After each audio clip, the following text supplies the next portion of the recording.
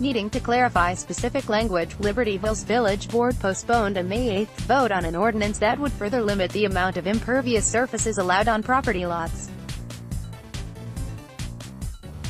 Described as a housekeeping and modernization move, Libertyville began brainstorming and enacting zoning changes late last year while a more elaborate stormwater system report gets drafted. The village was hard by the historic flooding last July. The May 8 proposed ordinance would ban ribbon driveways and limit the village board's ability to give special exemptions for people not in compliance with impervious surface ratios. Impervious surfaces refer to portions of property that don't allow water to absorb into the ground, such as houses, garages, driveways and sheds, among others.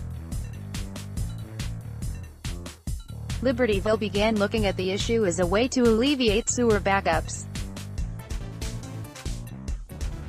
Variances are granted on a case-by-case basis and allow property owners an exception to regulations. Different zoning types have different requirements for open land, and the village board can currently grant a variance for up to 20% over the limit if trustees believe the owner has a good reason.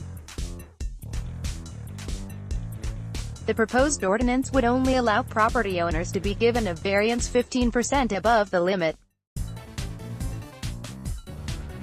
Ribbon driveways have concrete or asphalt where a car's tires drive and a center strip of grass. The proposed ordinance justifies banning ribbon driveways because the grassy areas of such driveways tend to become impervious over time. The vote was delayed after resident Brenda O'Connell shared frustrations about how the proposed changes would affect her property, which includes a ribbon driveway. O'Connell said her house and property lot along Drake Street were in compliance when built in the 1950s, but now the ratio of impervious surfaces is above the limit. I do not understand why myself and my neighbors can't replace what we have, O'Connell said, while calling for a grandfather clause. I can't replace my driveway, I can't replace my back stairs to bring them into code to be safer for myself. In order to do the work, O'Connell said she would need to apply for a variance and go through a lengthy process that would likely require an expensive consultant, all the while there would be no guarantee the zoning board would approve her request. I know that you're looking at things from one perspective, but at a certain point almost what you're doing is encouraging developers to come in, where you're saying the only use for my lot is to tear it down and build a huge new house, O'Connell said. Mayor Terry Wepler told O'Connell the ordinance only pertains to expansions, alterations and new construction. We always want our residents to maintain their property, Wepler said.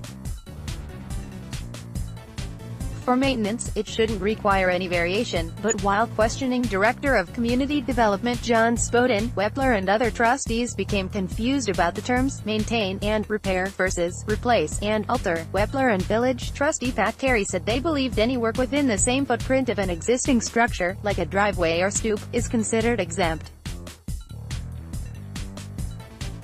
O'Connell argued that she wasn't allowed to do her work that way. Spoden agreed with O'Connell, saying the zoning regulation requires a certain level of construction or replacement work to comply with new standards. You can't repair a concrete stoop, you have to tear down and replace it. I can't repair my asphalt driveway, it's beyond repair, it needs to be ground up replaced, O'Connell said. I can't replace my front stoop because I'm over the lot coverage restriction, even if I'm in the same footprint. Wepler said he's seen laws get created with a certain intent but they end up actually having a different legal interpretation.